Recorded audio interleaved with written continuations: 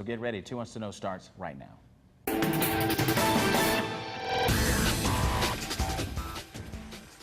Well, if someone was misusing your money, you would probably want to know about it, right? But 2 Wants to Know discovered a federal law keeps you from knowing about one type of fraud. Worse yet, the secrecy is happening in a program designed to help kids in need of food. That program is WIC. Investigative reporter Ben Briscoe made the discovery, and he's pushing for an explanation.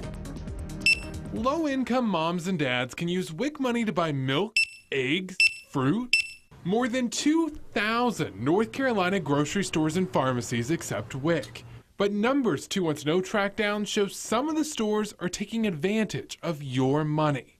Investigators found evidence of fraud and abuse. It could be anything from taking WIC for ineligible items like cigarettes to charging the government for items the store never really sold. And it wasn't happening at just 1 or 2 places.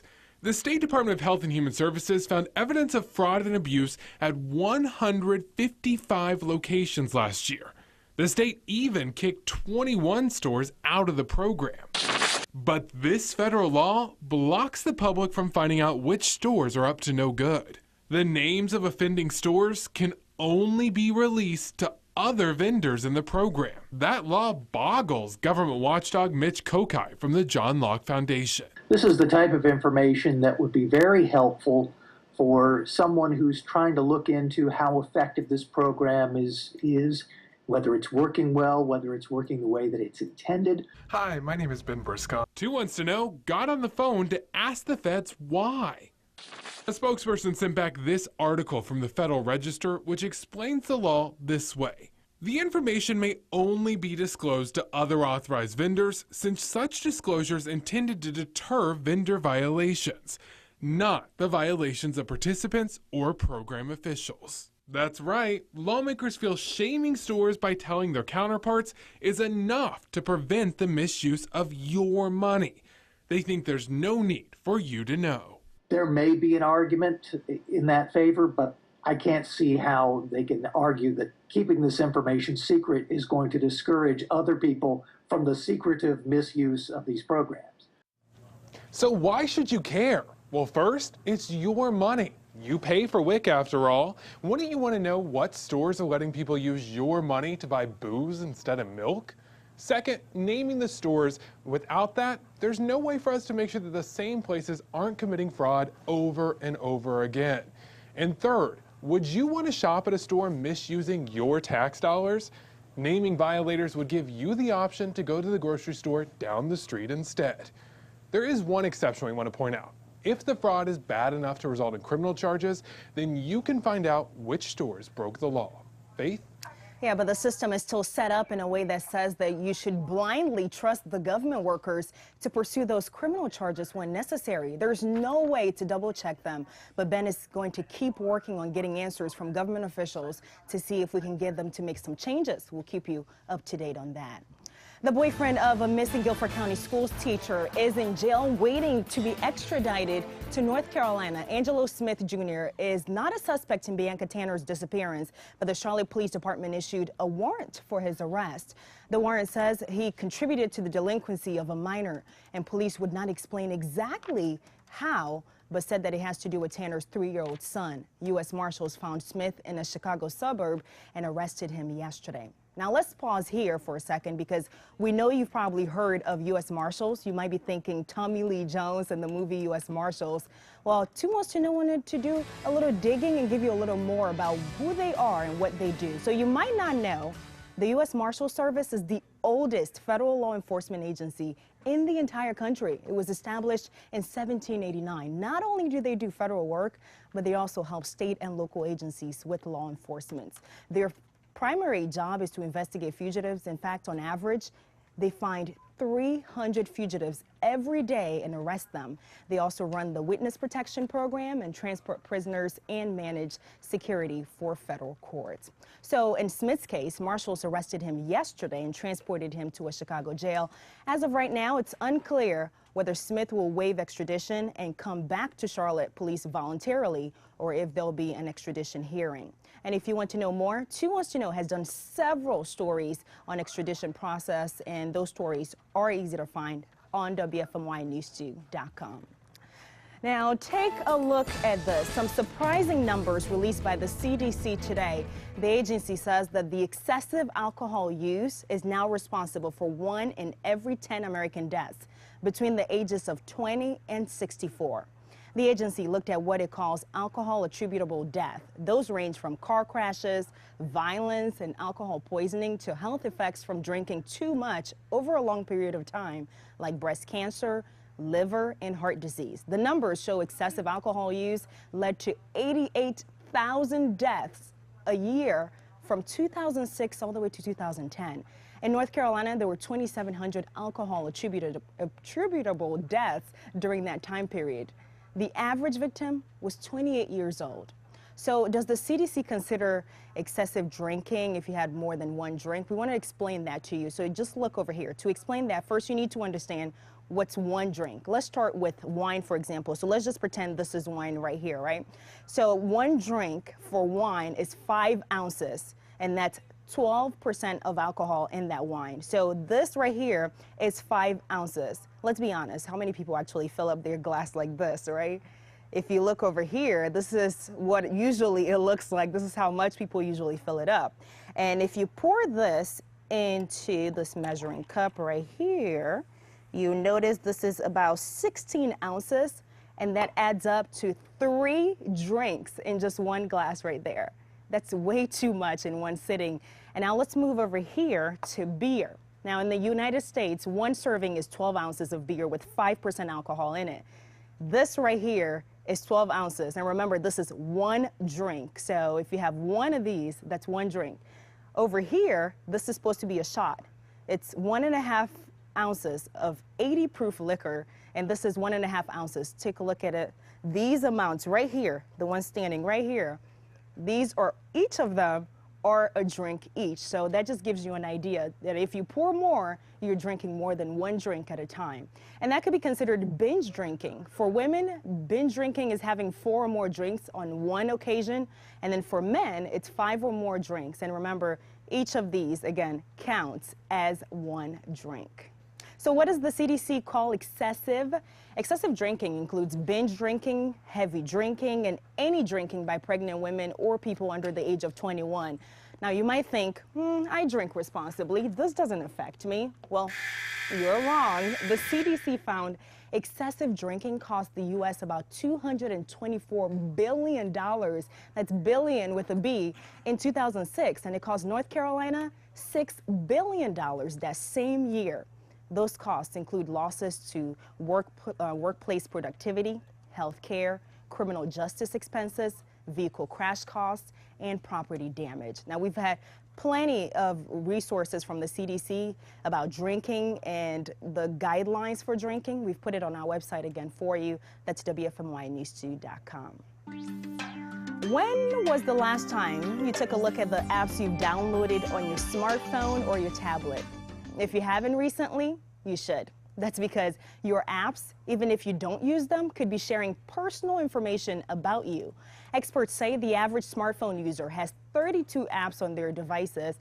Each one comes with a list of permissions. So if you allow those permissions, they could be accessing personal information like your contact lists, location, your social media accounts, and many things. And with some apps, the developers access the information, but with other apps, they have agreements with third parties like data brokers or advertising companies, and they can share your information. They can share it with anyone they like. The solution? Just check your app permissions often. Limit the amount of information they can access and delete the apps you don't use often. And we've got some simple steps on how to get into your Apple permissions and your Android user permissions. So head over to the 2 Wants to Know section on our website, WFMYNews2.com.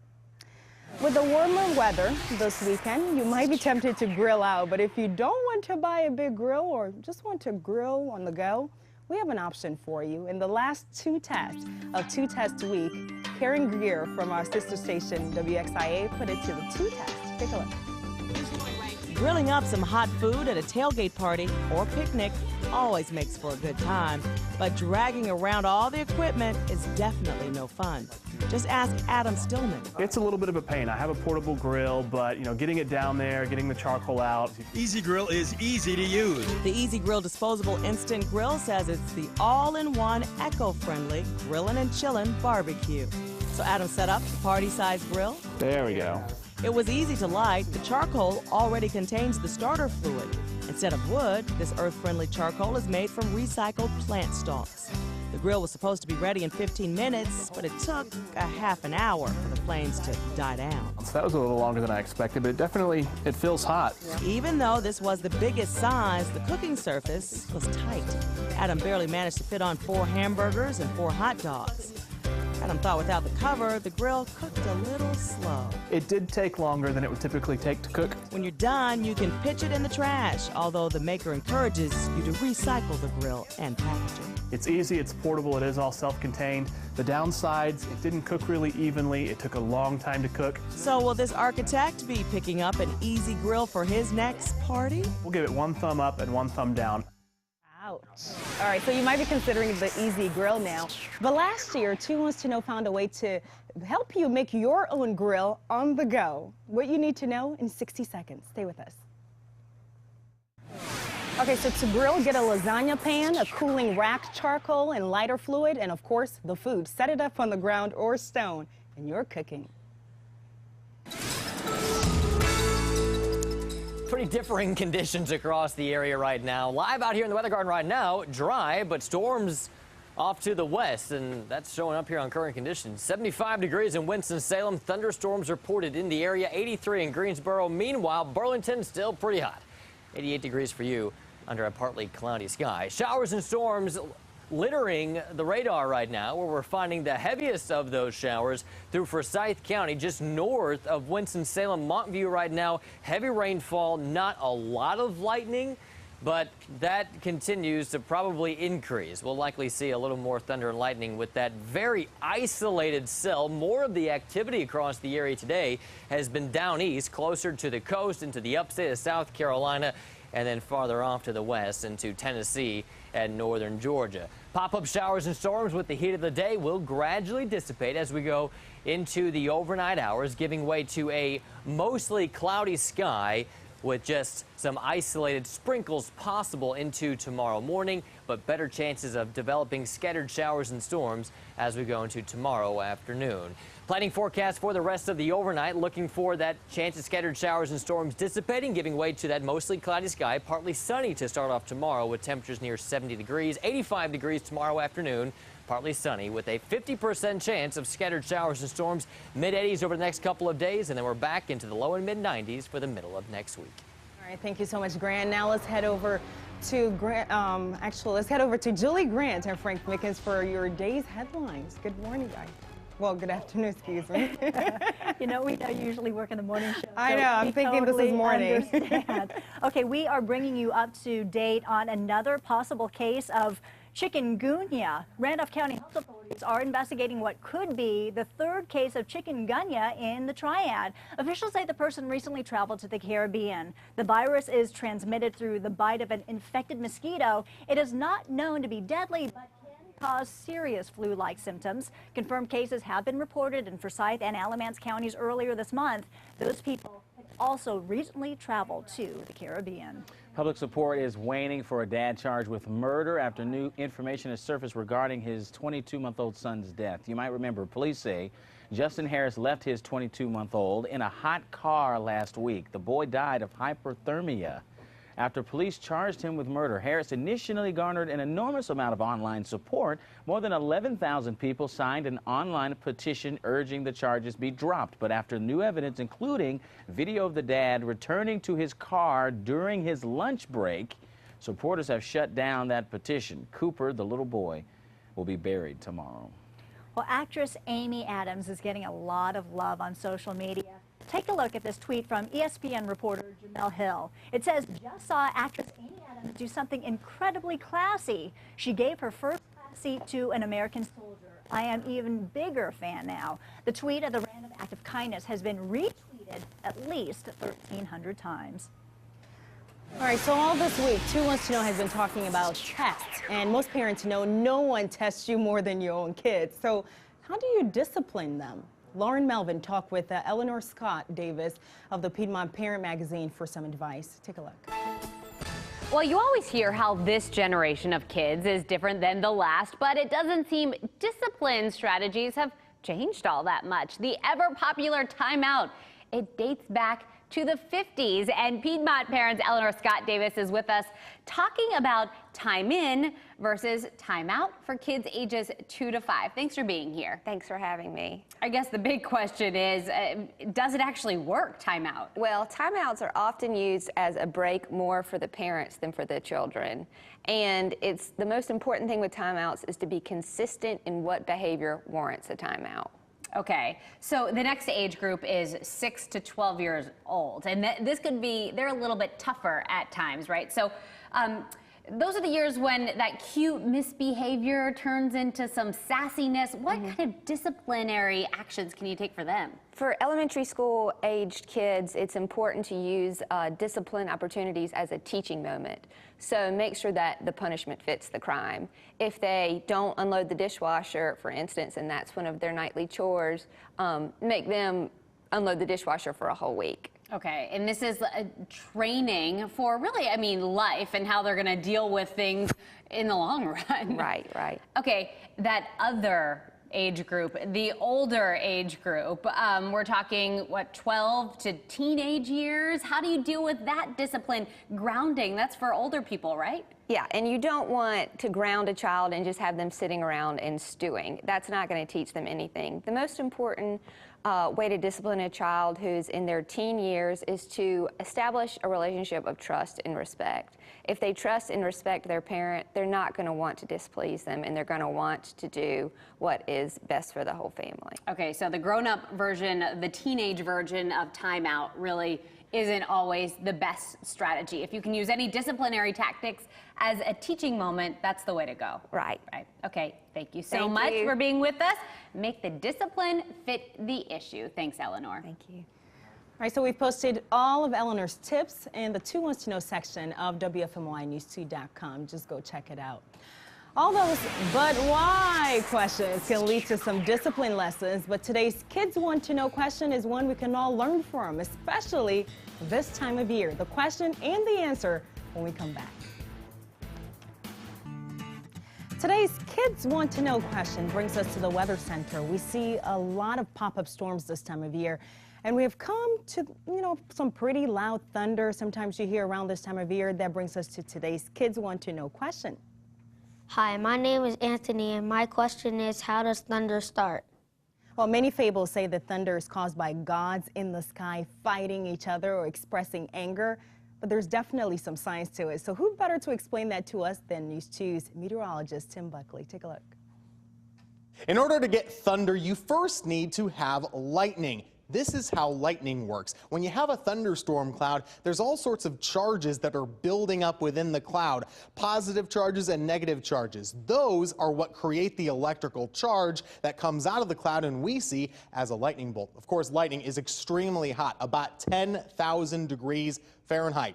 About as hot as the surface of the sun. That heats the air right around the lightning bolt, causes it to rapidly expand, and then as it's cooling, it rapidly contracts again. And this air is going to go back and forth between expansion and contraction, just going bigger and smaller back and forth, and that's what causes the air molecules to vibrate, and that makes the sound that we hear, which is in fact that thunder. So remember, whenever you hear thunder, there has to be lightning somewhere in your area, and you need to head inside. You can watch Tim's explanation again in the Kids Want to Know section of WFMYnews2.com. And if your kid has a question, we want to hear it. Tape your child asking the question and email it to myphotos@WFMY.com. Soon, there's going to be a new way to get around the triad. Uber is coming, and Frank, what do we know so far? Apparently, this is the new tech way to do this. It's a ride-sharing service that you can use when you need a ride. You can check an app and see if there's a driver near you. It can mean a job if you're willing to drive, but what are the risks here for drivers and passengers? We're going to find out tonight on WFMY News 2 at 6. It's the weekend, and you'll want to take one day to cheat on your diet after you see this next tip. Scientists tested and found the best way to eat a burger to make sure you don't lose the toppings. Their suggestions in 60 seconds. Before we go, Money Man Matt Granite found ways to save deals that'll keep your kids cool and entertained for under $15. They're bug pops. You fill them with juice, freeze them, and then they come out in the shape of a bug. One box takes care of 6 kids. Normally they're $25, but Matt found them for $15 with free shipping. Matt also found some great deals on steaks, so whether it's beef or bugs, the link is on WFMYnews2.com. Thank you so much for joining us for 2 Wants to Know at 5:30. WFMY News 2 at 6 starts now.